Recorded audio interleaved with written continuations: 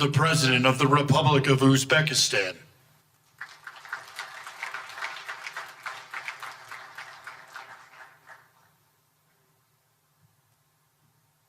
The Prime Minister of Mongolia.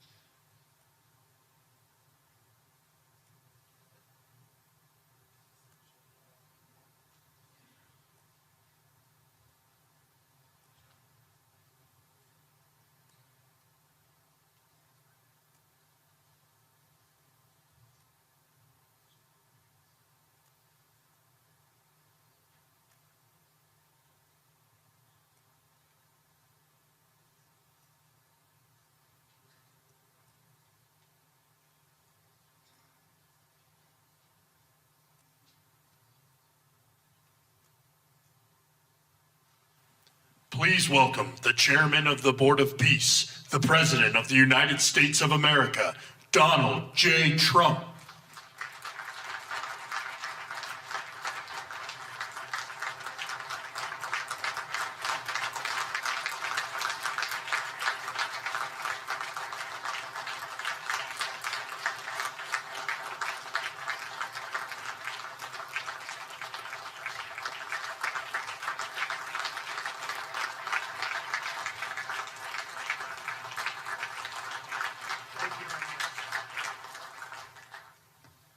Well, this is a very exciting day, long in the making, and many countries have just received their notice, and everybody wants to be a part of it, and we'll work with many others, including the United Nations.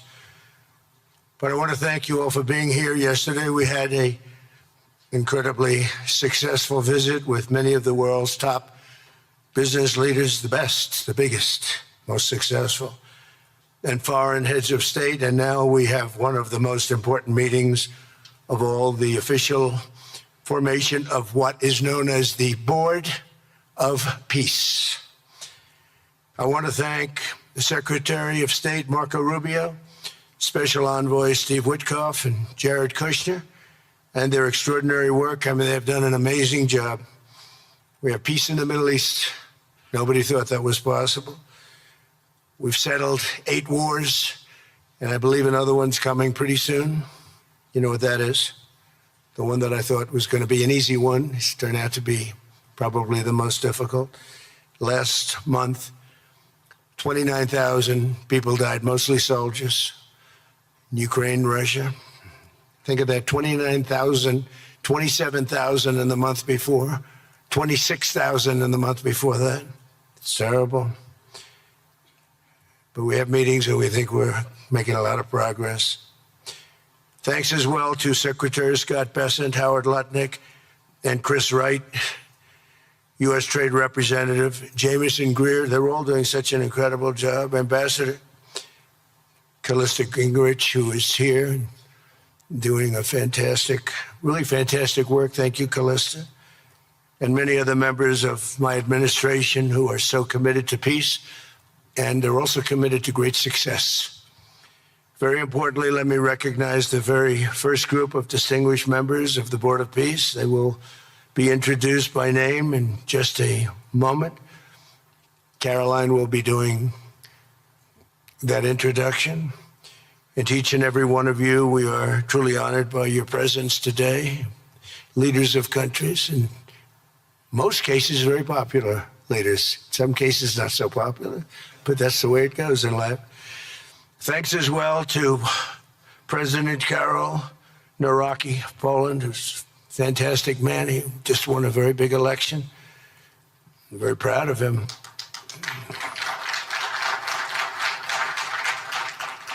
Amazing. Along with former Prime Minister of the United Kingdom, Tony Blair. Thank you, Tony, for being here. We appreciate it. And members of the Board of Peace Executive Board, great group. This week marks the one-year anniversary of my second inauguration as president. No administration in history has achieved such a sweeping turnaround in 12 months' time at home and abroad. We have a tremendous mandate. We won the popular vote by millions. We won every swing state, the 7. They were saying, can you win all 7? Is it possible? Because it's not done. And we won all 7. We have a great mandate back at home. As I said yesterday, the U.S. economy is booming with virtually no inflation. It was 1.2% for the last 3 months. And we inherited the worst inflation in the history of our country. And we have economic growth now of 5.4%, looks like.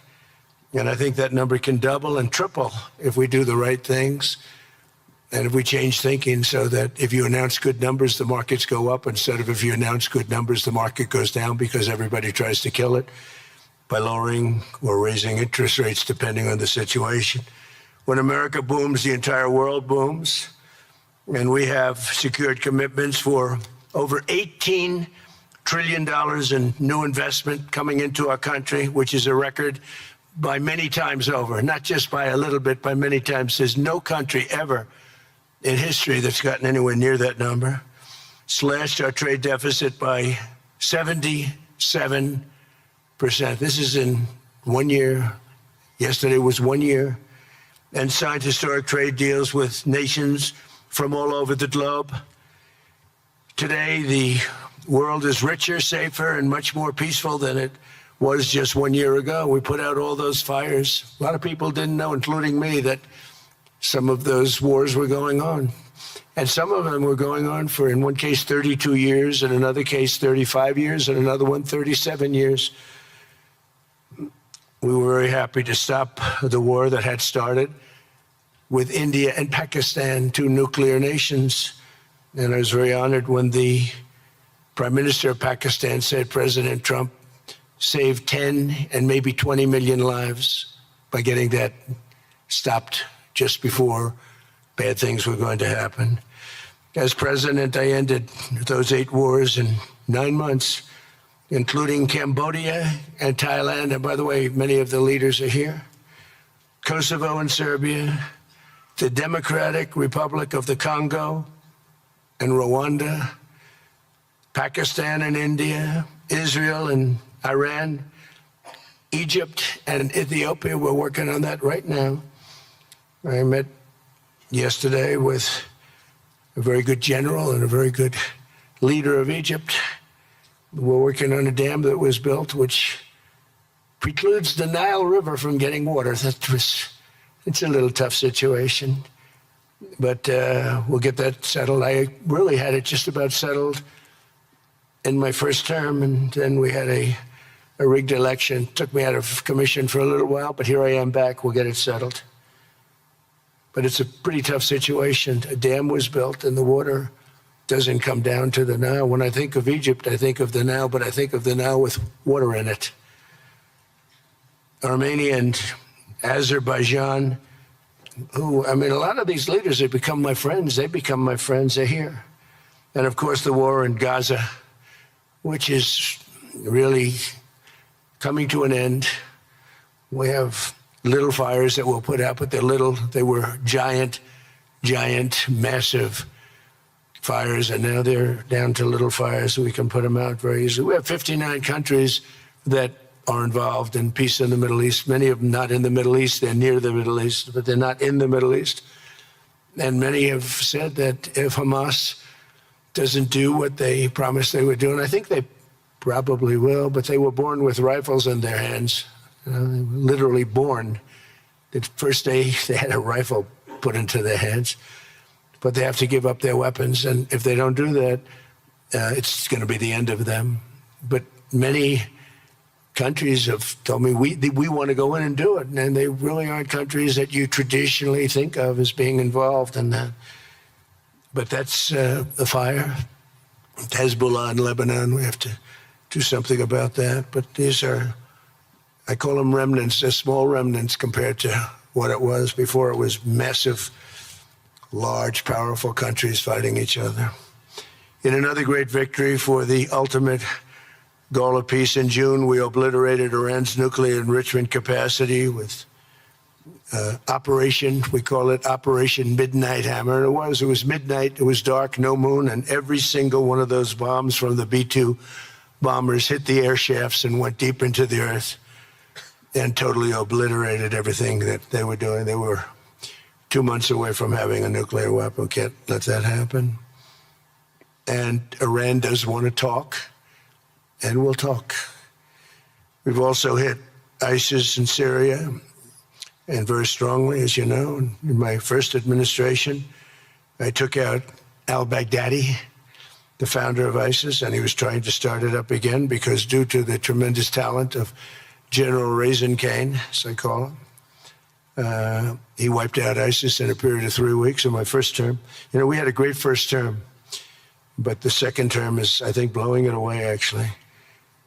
But we took out ISIS, and we hit, it was gone, but during the Biden administration, it formed again a little bit. We hit it very hard in Syria. And Syria, by the way, I spoke with the president, is making a lot of progress, tremendous progress, actually. We're very happy about that. We took off all sanctions, which gives them a chance to breathe.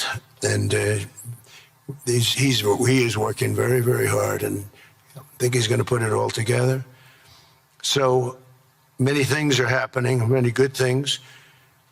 Threats to Europe and America, the Middle East, and other places are really calming down. It's a lot different than it was just 1 year ago. Just 1 year ago, the world was actually on fire. A lot of people didn't know it. And in Nigeria, we're annihilating terrorists who are killing Christians. We've hit them very hard. They've killed thousands and thousands of Christians. What's that all about?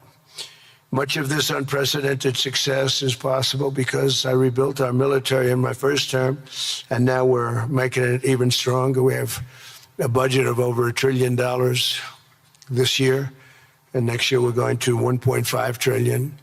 Our country's never done better economically. We're taking in numbers that we've never taken in, not only the fact that the investment is at 18 trillion plus, but our jobs numbers, everything is, I think, maybe better than ever before. I think you're going to see a lot of you are investing in our country. I think you're going to be extremely happy with your investments. I think you'll see numbers like you haven't seen before.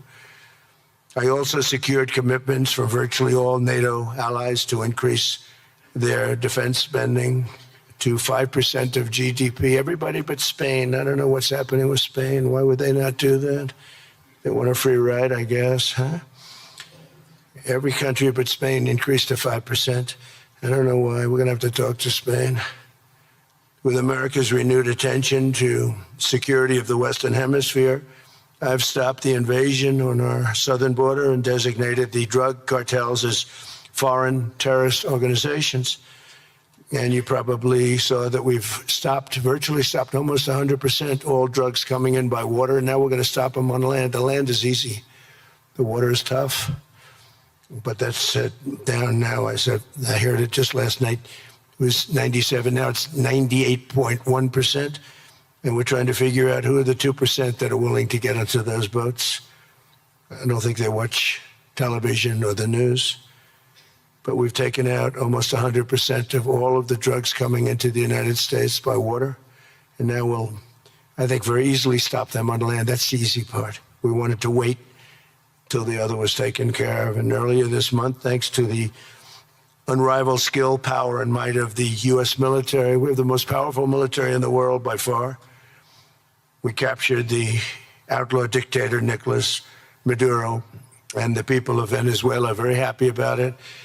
And we're having great relationships with the new leaders of Venezuela. The relationships have been good. We're opening up the country to our giant oil companies, and it's going very well. We've already taken out, think of this, 50 million barrels of oil, and a lot of that's going to go back to Venezuela. They'll do more income with us in a short period of time than they did in years, because as much oil as they have, and they have a lot, just about the most. After us, there's a couple of countries that are in that category, but we have the most, actually, and they're second between Venezuela and us. We have 62% of the world's oil, but they have very little production, so they'll have a lot of production. All the oil companies, we had meetings, you probably saw, all the oil companies want to go in. They want to go in immediately. They're already touring the sites. But our military was amazing. That strike was amazing. We had a second wave coming. We didn't need it. They said, no second wave. We don't want a second wave. The first wave was enough.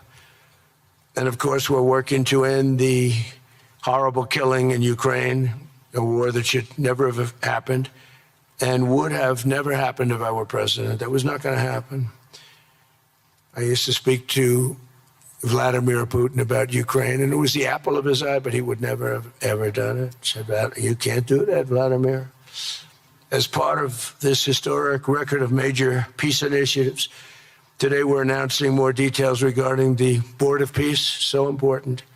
This board has the chance to be one of the most consequential bodies ever created, and it's my enormous honor to serve as its chairman. I was very honored when they asked me to do it. We had an idea to do it, and then they came, they said, you be the chairman. And but I take it very seriously. We have a great group of people and incredible young people that are leading it from within. It's running beautifully, started already. And every country, just about every country, wants to be a part of it. And we just sent out the letters a couple of days ago, and these are just the countries that are here. They happen to be in Davos. So we said, would be honored if you wanted to join us up on the stage. And it's really great. They're friends of mine, I think. Let me see. Yeah, every one of them is a friend of mine. Let's see, a couple I like, a couple I don't like. No, I like, actually, this group, I like every single one of them. Can you believe it? Usually I have about 2 or 3 that I can't stand. Usually I have 2 or 3 that I don't like. I don't find them up here. I like every one of these people. No, they're great people. They're great leaders. And the Board of Peace is composed of leaders, the top leaders in the world, actually. Last October, we released a plan for the permanent end to the conflict in Gaza, and I'm pleased to say that our vision was unanimously adopted by the United Nations Security Council late last year. Under phase 1 of this plan, we have painstakingly maintained that Gaza, and we're going to have it very strongly, and it's what we have. Maintained the Gaza ceasefire, delivered record levels of humanitarian aid. We've given aid. You know, you used to hear all the people were starving and it was terrible. Now we have, you don't hear that anymore. We've delivered record levels of humanitarian aid. I want to thank the United States, but I want to thank some of the countries that are sitting right up here, because they've sent great aid, aid also in the form of money, where we go out and purchase food, and you don't hear those stories anymore with people starving.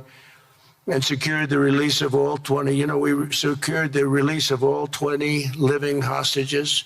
Now I want to thank Steve Witkoff and Jared and everybody for working so hard. They worked so hard, but there were 20 remaining living hostages. Now we got hundreds out, but the last 20, I said, boy, that's going to be a tough one. And I said that a year before. And it was a tough one, but we got them. Got all 20, every one of them. And we had also about 28 that were dead, but the parents wanted them just as though they were living, just as much. Some cases, it almost seemed more. It was amazing, actually, the love.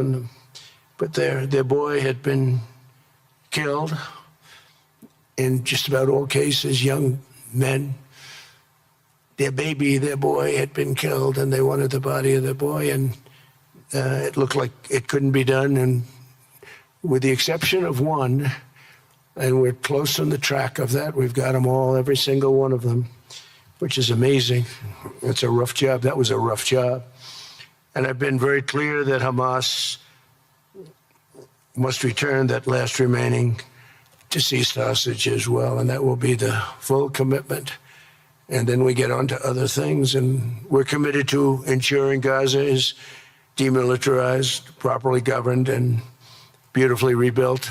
It's going to be a great plan, and that's where the Board of Peace really started.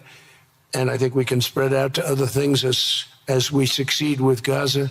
We're going to be very successful in Gaza. It's going to be a great thing to watch, and we can do other things. We can do numerous other things. Once this board is completely formed, we can do pretty much whatever we want to do, and we'll do it in conjunction with the United Nations. You know, I've always said the United Nations has got tremendous potential, has not used it, but there's tremendous potential in the United Nations, and you have some great people at the United Nations, but so far it hasn't. You know, on the 8 wars that I ended, I never spoke to the United Nations about any of them. And you would think that I should have. You would think they could have done those 8 wars, but they couldn't have. And they tried, I guess, in some of them, but they didn't try hard enough. But there's tremendous potential with the United Nations. And I think the combination of the Board of Peace with the kind of people we have here, coupled with the United Nations, can be, you know, something very, very unique for the world. It's for the world. This isn't United States. This is for the world. As everyone can see today, the first steps toward a brighter day for the Middle East and a much safer future for the world are unfolding right before your very eyes. Together we are in a position to have an incredible chance. I don't even call it a chance. I think it's going to happen.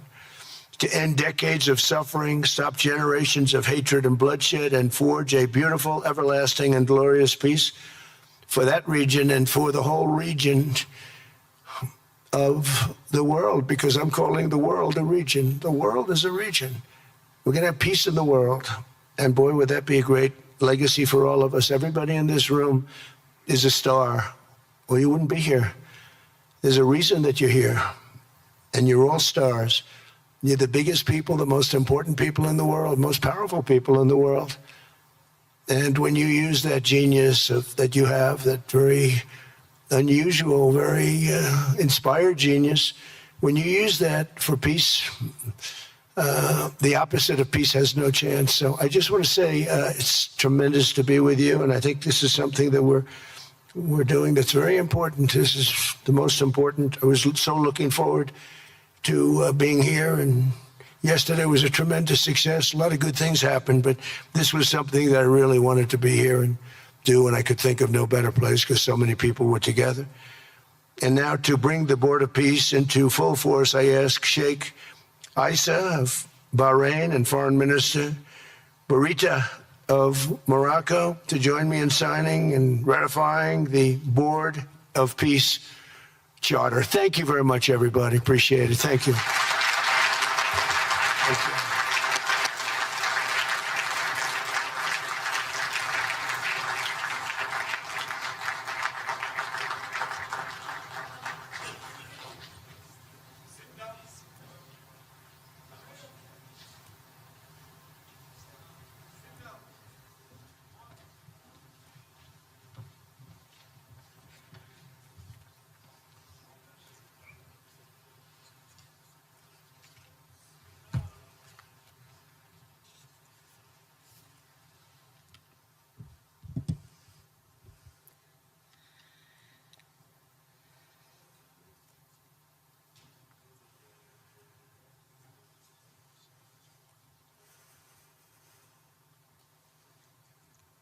Okay.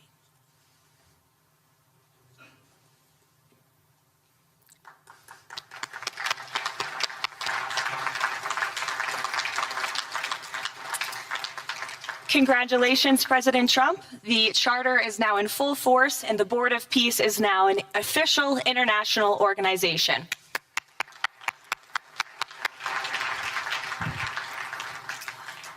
We will now continue the signing ceremonies, beginning with the President of Argentina and the Prime Minister of Armenia.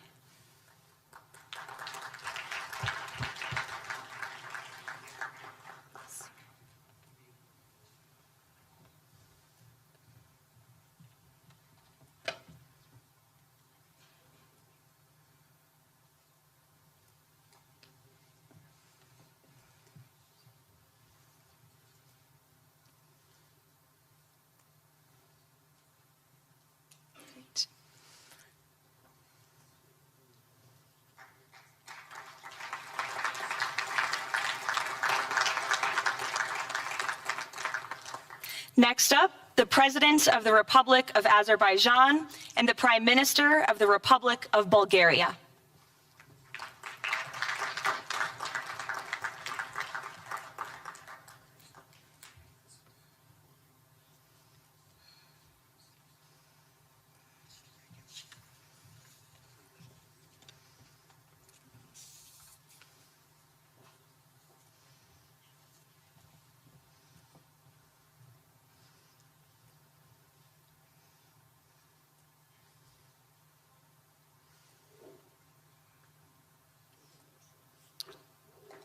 Thank you.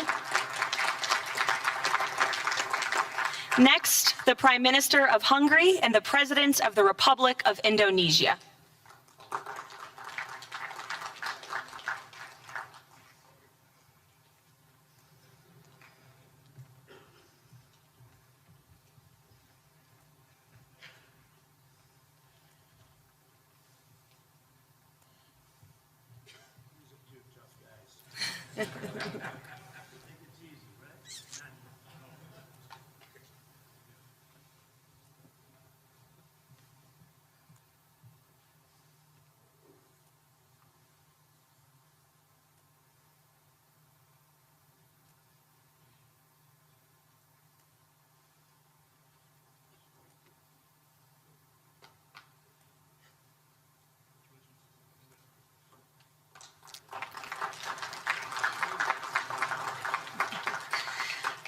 Next, the Deputy Prime Minister of the Kingdom of Jordan and the President of the Republic of Kazakhstan.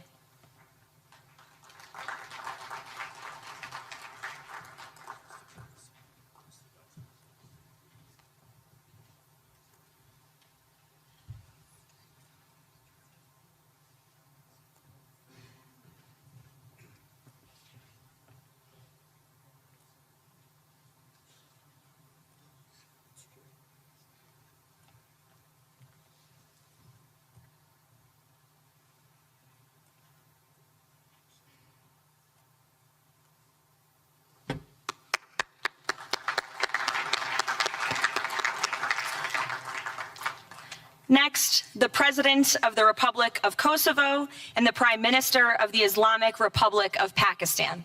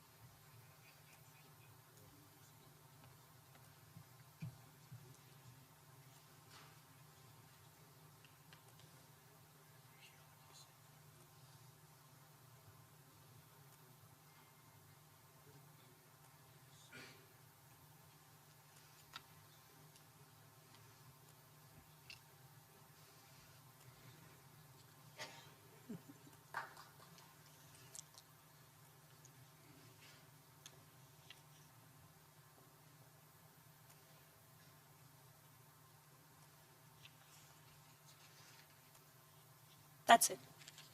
Yes, thank you.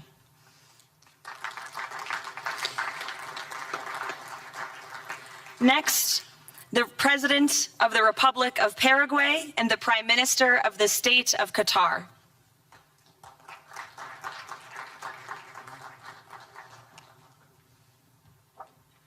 Hello, good, how are you?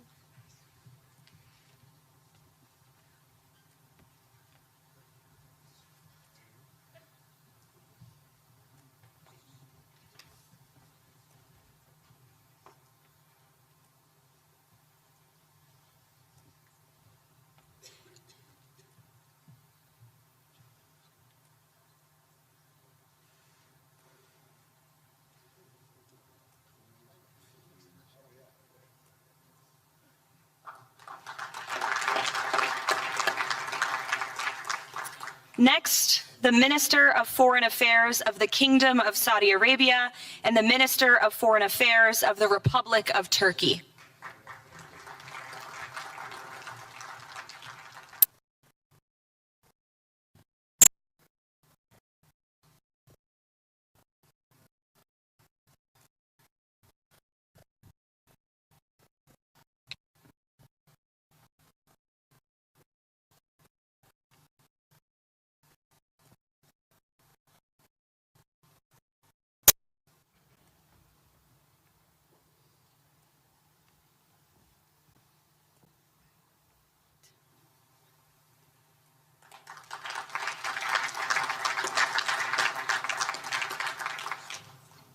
Next, the Chairman of the Executive Authority Affairs of the UAE and the President of the Republic of Uzbekistan.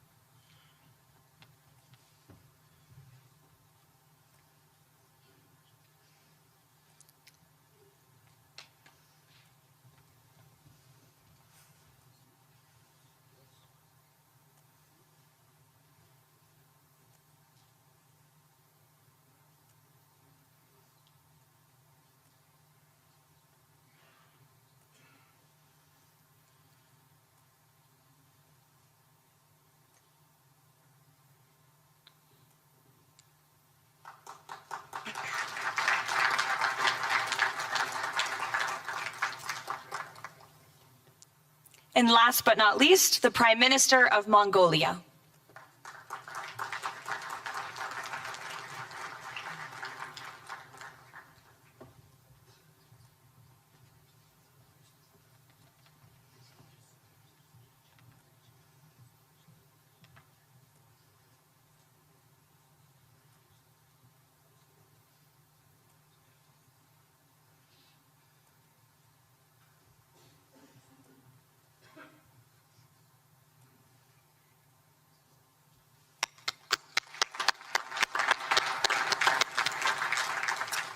Congratulations, everyone. This concludes the signing ceremony.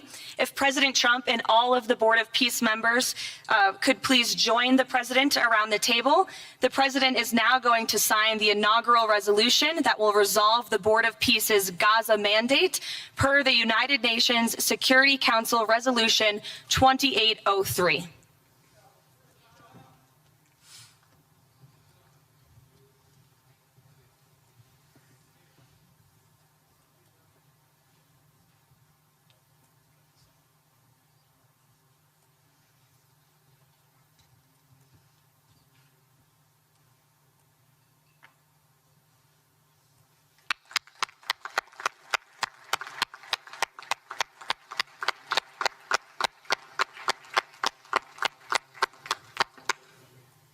Congratulations. If President Trump and all Board of Peace members could please take their seats in the front.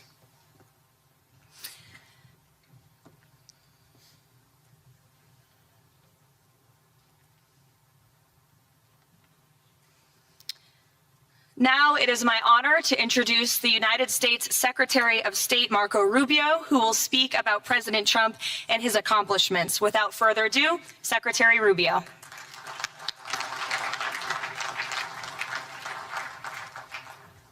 Thank you very much. It's an honor to be here today. It's an honor to serve as the Secretary of State during a historic presidency. And it's a historic presidency because the President of the United States, Donald J. Trump, is someone who is not limited by what others say is possible or what others say is impossible. He's not limited by some of the things that have happened in the past, and he's willing to talk to or engage with anyone in the interest of peace, always putting the American people and our national security first, but understanding that in the world that we share with so many others, peace is paramount to all of us. We are here today because of President Trump's vision. If we go back just a few months ago, people thought what was happening in Gaza was impossible to solve. 28 hostages that were dead, others that were still living, all these hostages that were being held. No one thought that that would ever come to a resolution without more fighting and more bloodshed along the way. In fact, frankly, many thought it was intractable. And sadly, many of the institutions that have served us well, in many cases, for the last 70 years, were unable to do anything about it. But President Trump had the vision and the courage to dream the impossible, to believe that it was doable, and to pursue it with all of his heart.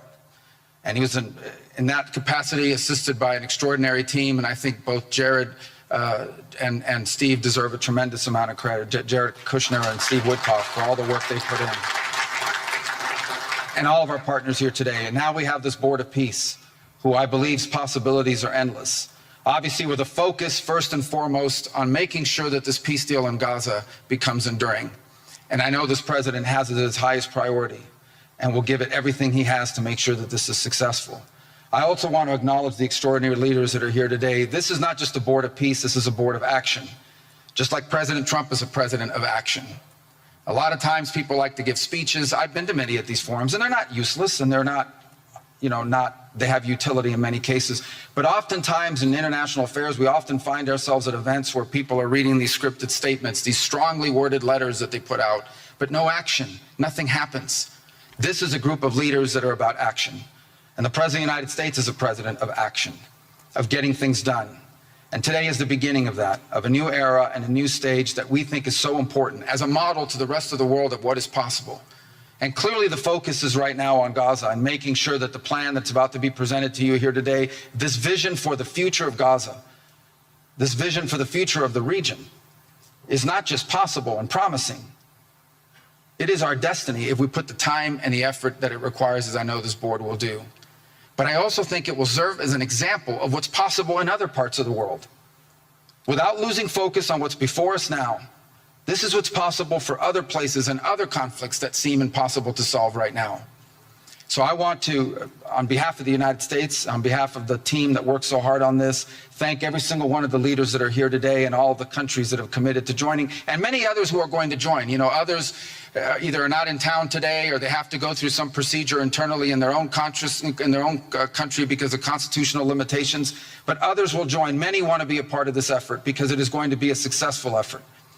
And you see it reflected here today among countries of different backgrounds from different parts of the world, majority Christian some, majority Muslim others, who've come together. In fact, former adversaries who have joined here as part of this board of peace.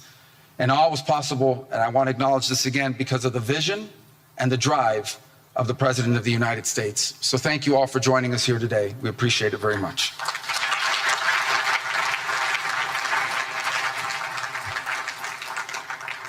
Thank you, Secretary Rubio.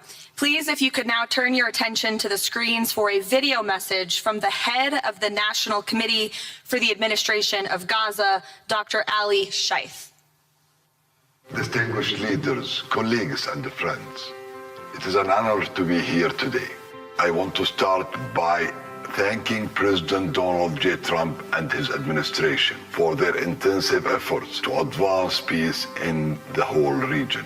I also thank Egyptian President Abdel Fattah al-Sisi, Qatar, and Turkey as mediators, the Palestinian Authority, and members of the United Nations Security Council for welcoming the comprehensive peace plan.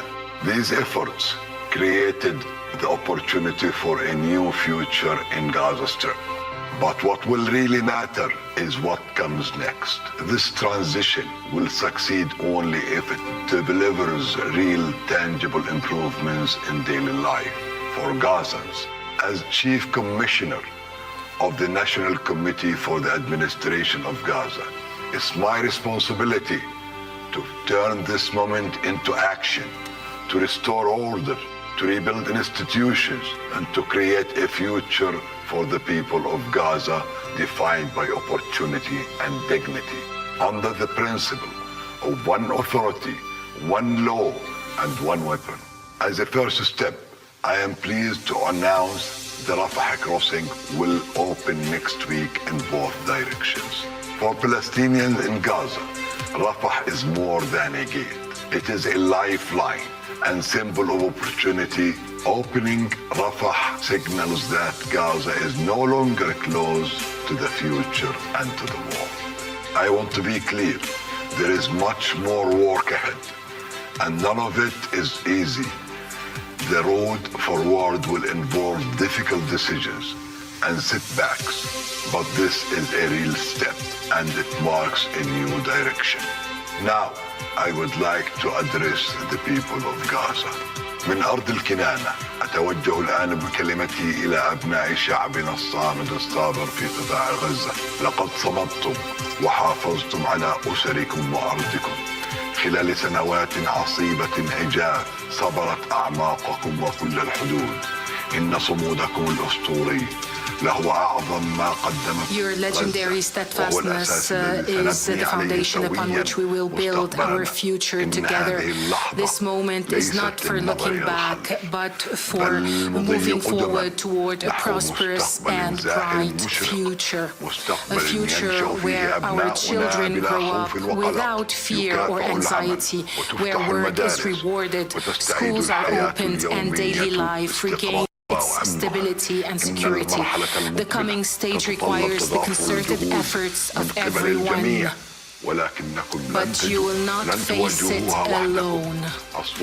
Your voices have weight, your actions have impact, and your commitment to peace and the rebuilding of your communities will define the futures of the new Gaza Strip.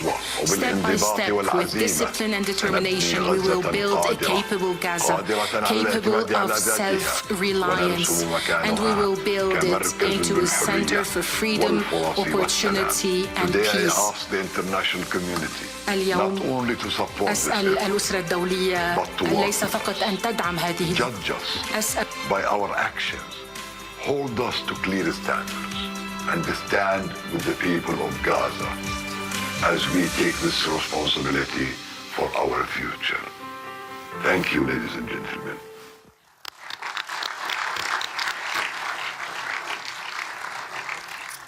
I now would like to welcome to the podium U.S. Special Envoy Steve Witkoff and Jared Kushner.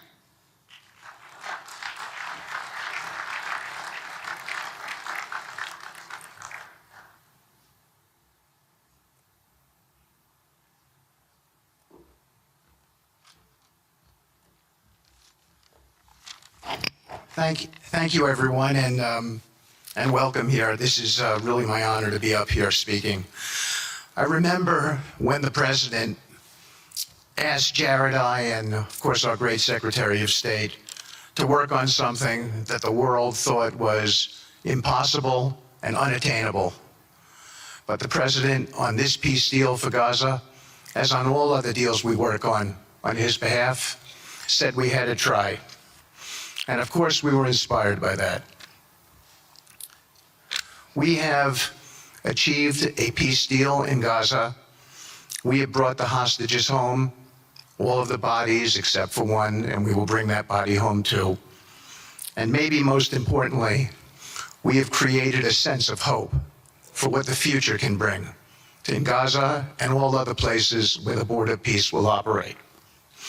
And I am so honored, Mr. President, to have worked on this on your behalf.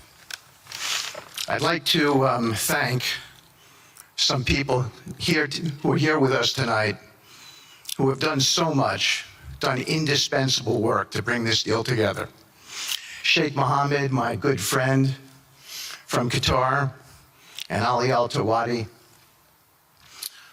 Hakan, Fidan, and Ibrahim, General Hassan, and Foreign Minister Badr Abdulati, and of course, President Sisi, and Prime Minister Netanyahu, former Special Envoy Ron Dermer, and Michael Eisenberg for all that they did. I would also like to thank our core working group and members of the Board of Peace who have been working nonstop on behalf of this incredible, noble effort, around the clock for months on end, sacrificing time with their families and their own personal lives because they believe in the mission and the vision that the President has set out for us. I'd also like to thank, those people include Tony Blair, Yakir Gabay, Josh Grunbaum, Aryeh Lightstone, Laurent Tankman, Admiral Cooper, General Frank, and I probably have forgotten some along the way. And then perhaps most importantly, I want to thank our administration. We have an incredible team. It's amazing to work for this administration. I think you see the results that we get on behalf of the President because he inspires us so much. So I'd like to thank the Vice President of the United States, J.D. Vance, for all of his help and guidance, our Treasury Secretary, of course, the Secretary of State, who we work hand in glove with, and a special thanks to our Chief of Staff, Susie Wiles, who is always available to us for consultation, for steering, and for all else that she does. Thank you.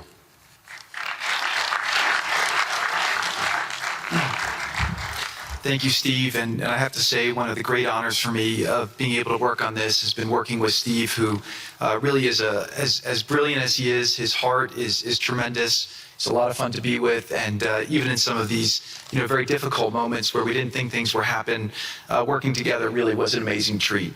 I'm going to go now today just through a couple quick slides just to show you the progress that's been made in the last couple months. It was just over 100 days ago that we got the final deal done, and everyone was celebrating and joyous about the hostages coming home and the end to this long war that nobody thought was possible. And Steve and I were panicking, saying, what do we do next? How do you implement peace? And as you guys know, peace is a different deal than a business deal because you're changing a mindset. And in Israel, there was 2 years of very intense war. For the people in Gaza, there was more than just 2 years of war. They had 20 years of hopelessness being ruled by a terrorist organization. For the people in the Middle East, their hearts were pulled by this. And throughout the entire world, it really was weighing on us. And so we needed to think about, what do we do next? How do we change the habits? How do we change the behaviors? And we really got to work right away. And the team that Steve thanked, including the White House team and the team of volunteers, it's really been an incredible effort, very entrepreneurial. And we really did it in the way. I've been working now with President Trump for 10 years on politics. And what continues to amaze me is that he always takes a first principles approach and says, what's the most optimal outcome? Aim for that. Whereas politicians are always focused on the downside or what could go wrong or how to make it a little bit better. He always says, aim for the best possible and do your best to get there. And if everyone thinks it's impossible, that's even more reason why you should aim for it. And so really thank you for the leadership and the inspiration for doing this. And I think you'll see today we've achieved more than thought was possible. And our ambition is still to go for something, I think, better than most people think is possible as well. So let's see if these things work. They never usually work. Good. So quickly, I'll go through this 2-year war, 90,000 tons of munitions. There's over 60 million tons of rubble there, and tens of thousands of fatalities. Through the ceasefire, we were able to get to the 20-point plan, ceasefire, release of hostages. Getting the UN resolution passed was a huge, huge effort, really thanks to Mike Waltz and the whole team there. They did an incredible job. And we then, with the help of the UN, we've worked very, very well with them. This is why you need a new organization like the Board of Peace to work with the UN. I want to thank Tom Fletcher, did an incredible job of really getting it going. We've done historic humanitarian aid. Going forward, number one thing is going to be security. Obviously, we've been working very closely with the Israelis to figure out a way through de-escalation. And the next phase is working with Hamas on demilitarization, which I'll talk about in a second. But without security, nobody's going to make investments. Nobody's going to come, build there. We need investments in order to start giving jobs. We want to take these people. 85% of the aid of Gaza, 85% of the GDP of Gaza has been aid for a long time. That's not sustainable. It doesn't give these people dignity. It doesn't give them hope. And so we want to use free market economy principles. A lot of what President Trump spoke about that he's doing in America, we want to bring the same mindset, the same approach to a place like Gaza to give these people the ability to thrive and have a good life. Let's see. So on the aid, I mentioned the UN. So now people are talking about famine. 100% of the food needs are met, and that's been overabundance. The cost of goods have gone down tremendously. Over 55,000 trucks have gone in, and over 1.4 million pallets. And it's been the largest humanitarian effort done into a war zone that anyone's been able to tell us about. This really has been a great joint effort that everyone's been able to do, and so it's a great thing. We all just heard from Ali. We have been so impressed. Steve and I were speaking to him and the entire committee. Such bravery of these people to step up. And we've worked with the Palestinian Authority, who's been helping us as well. But this committee is the first time it's a technocratic, apolitical committee. I really want to thank the Arab partners for helping us select the right people to do this. And we just need to believe in them and support them. I put this up here. It's probably a little too small for me to read, but this is really important if you saw the mission statement. So Hamas's mission statement was, we need to destroy the state of Israel.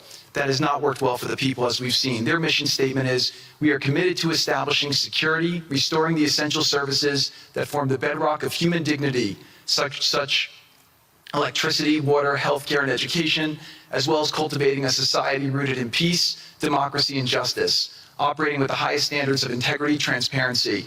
So these are the basic things. Their goal is to have peace and to help their people, which is an obvious mission statement for a government, but actually fairly novel for Gaza. So we did a master plan. We brought in, I think, Yakir Gabai, who's one of the most successful real estate developers and brilliant people I know. He's volunteered to do this, not for profit, really because of his heart. He wants to do this.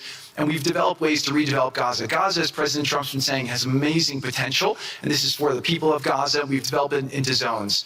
In the beginning, we were toying with the idea of saying, let's build a free zone, and then we have a Hamas zone. And then we said, you know what, let's just plan for catastrophic success. Hamas signed a deal to demilitarize. That is what we are going to enforce. People ask us what our plan B is. We do not have a plan B. We have a plan. We signed an agreement. We are all committed to making that agreement work. There's a master plan. We'll be doing it in phasing. In the Middle East, they build cities like this in 2-3 million people. They build this in 3 years. And so stuff like this is very doable if we make it happen. Rothville will start with. This will show a lot of workforce housing. We think this could be done in 2-3 years. We've already started removing the rubble and doing some of the demolition. And then New Gaza. It could be a hope, it could be a destination, have a lot of industry, and really be a place that the people there can thrive, have great employment.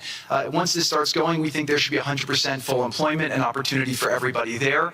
And we have a lot of data on what can be, but we think that this really gives the Gazan people an opportunity to live their aspirations. But it all starts with security, and it all starts with governance. Final note I'll just say on the Board of Peace, which is that all the lessons we're doing is we're basically studying the best practices from all over the world, and we're watching who does education the best, who does healthcare delivery the best. All of these things it's not secret IP. All this is IP that the Board of Peace is going to make public, and we want to encourage all the countries to be able to follow these best practices. A lot of the things that President Trump is doing in America, if they're working, we should all be copying them. If we find what's working in other countries, we should be copying them too. And so what the Board of Peace will have the ability to do if we're successful with Gaza is really show how do you do peace implementation, which is something that when we got this deal done, we didn't really find too much expertise or know-how on how to do it. So as we're creating this system, hopefully it's something that we can just document these learnings and make them available to all else who want to use them in the future. So demilitarization, this is something we're starting now. We have a new government in Gaza. This government will be working with Hamas on the demilitarization to really take the principles that were agreed to in the document to the next phase, and hopefully that will be successful. Without that, we can't rebuild. So if Hamas does not demilitarize, that will be what holds back Gaza and the people of Gaza from achieving their aspiration, and that's very important. So the next 100 days, we're going to continue to just be heads down and focused on making sure this is implemented. We continue to be focused on humanitarian aid, humanitarian shelter, but then creating the conditions to move forward. So thank you. Final point I'll just make is this is really only possible because of the work of so many people and President Trump's great leadership. But a lot of you have been asking, how can we help? So the countries have all been incredibly generous. We'll be doing the first conference where we'll announce a lot of the contributions that will be made in a couple weeks in Washington. From the private sector, there'll be amazing investment opportunities. I know it's a little risky to be investing in a place like this, but we need you to come, take faith, invest in the people, try to be a part of it. And then finally, I'll just talk to people on the media and on the social media, which is, this deal only happened because we worked with Israel, we worked with Turkey, we worked with Qatar, we worked with Saudi, we worked with Egypt. I mean, everyone worked together. We worked with UAE. We all worked together to make this happen. I see a lot of people trying to escalate, criticizing Israel or Israelis criticizing Turkey or Qatar. Just calm down for 30 days. I think that the war is over. Let's do our best to try working together. Our goal here is peace between Israel and the Palestinian people. Everyone wants to live peacefully. Everyone wants to live with dignity. Let's put our efforts towards promoting those who are doing the work to build this up, like Ali and his committee. Let's focus on the positive stories, and let's just calm down, turn a new chapter, and if we believe that peace is possible, then peace really can be possible. So we're going to continue to work every day. We need all of your help to do it. And again, I just really want to thank President Trump for his leadership in doing this. This would not have been possible without your commitment to this. Everyone thought it was impossible to end this war. You never gave up. You never stopped. Every time there was a setback, you told us to try harder. You gave us different ideas. And we've made several impossible things happen just in Gaza to date. And no reason why we shouldn't be able to make even more impossible things happen. So really thank you for your amazing leadership.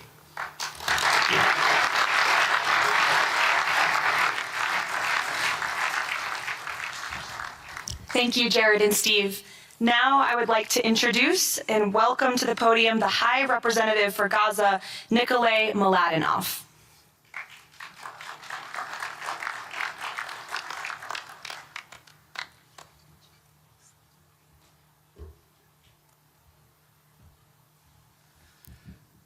Mr. President, it's a great honor and a massive responsibility for me, for my team, for all of us to be here with you to begin this journey. Who would have thought 2 years ago that we will be sitting here with this group of countries, with this leadership, giving the people of Gaza a new chance? Who would have thought that last Friday I would be sitting, Mr. President, in Cairo with an amazing group of Palestinian technocrats, people who you don't see on the news, people who are not media personalities, but who are experts, who are committed to giving their people a chance in life. And this is what this is all about. For too long, Gazans, Palestinians, and Israelis have lived with conflict, with death, with destruction. Now, the page turns. And whether the page turns successfully really depends on all of us. We have the ingredients for it. We have the leadership of the United States and President Trump. We have a great group of countries joining the Board of Peace and more to come. We have a fantastic Palestinian team on the ground, and we must make it work. Our partnerships are there, our plans are in place, and we need your support. And finally, I look to all of you who are in this room and who are watching this meeting from their screens at home or in their offices. Please put away your talking points for a minute. Please put away your fears. Please put away your concerns.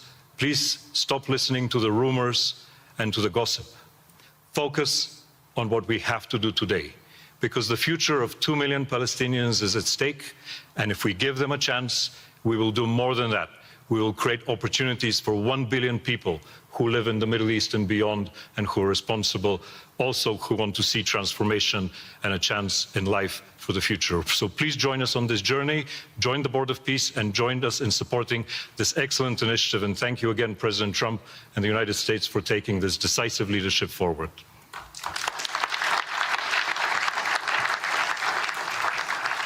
Thank you. President Trump, would you like to make some concluding remarks?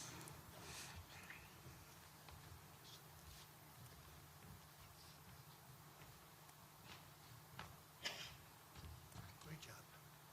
Great job. Well, I just want to tell you it's all happening. And one of the first things I said when we really got involved in this project, and it's a big one, but it's very doable, I said to Jared and Steve and some of the other folks, including Larry Fink, and congratulations on the great success. The two of you have done a fantastic job. This is bigger and better than ever. We usurped some of your time for a very important reason, and you understand that better than anybody, and we appreciate that you're here very much. Thank you both very much.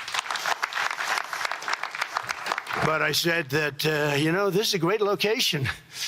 It all begins, see, I'm a real estate person at heart, and it's all about location. And I said, look at this location on the sea. Look at this beautiful piece of property, what it could be for so many people. It'll be so great. People that are living so poorly are going to be living so well. But it all began with the location. That's the vision. They look out on the waters, and very few places are like it. So we put together a team that's outstanding, a team that's done it before, a team that I think has done tougher jobs. If you want to know the truth, we've done some tough jobs. And we continue to, as far as the United States is concerned, we're behind it. And the United States has never been stronger, never been bigger, better. It's doing really well. You see that, building thousands of businesses, plants, factories all over the United States are right now under construction. Nobody's ever seen anything like it. And this is just an honor to be involved with this, and to be involved with the great people in this room and the great leaders that are sitting on stage. We thank you very much. And we have many others that have signed up, and they all want to be members of the Board of Peace, because it really will be important. This is not going to be a waste of time. We waste so much time on things that never happen. This will happen, and it's already happening. Thank you very much, everybody. It's a great honor to be with you. Thank you. Thank you.